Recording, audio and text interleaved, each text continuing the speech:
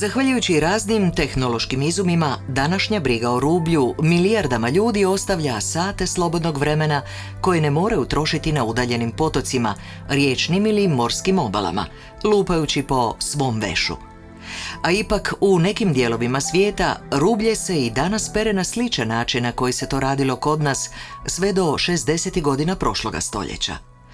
Nekada su žene rublje prale za svoju obitelj, ali i za gradsku gospodu. Pranje i glačanje rublja bio je težak i potplaćen posao kojim su žene zarađivale za život svojih obitelji. No jedne jeseni uobičajeni odlazak na posao i spreka na Ugljanu do Zadra pretvorio se u smrtonosni pothvat.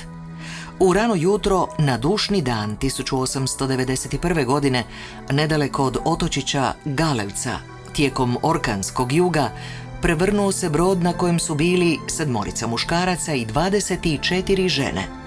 Bile su to priješke pralje, lavandijere, koje su prenosile robu svojih zadarskih klijenata.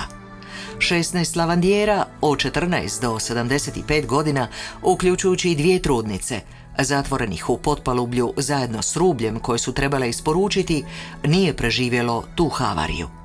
Priješke su žene često radile kao lavandijere za zadarske građane.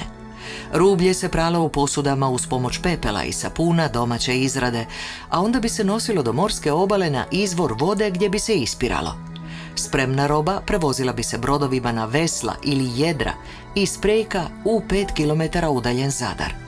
No brod koji je isplovio tog 2. studenog nije se vratio, a pogibija 16 prijeških lavandijera jedna je od najvećih tragedija u povijesti otoka Ugljana i Preka.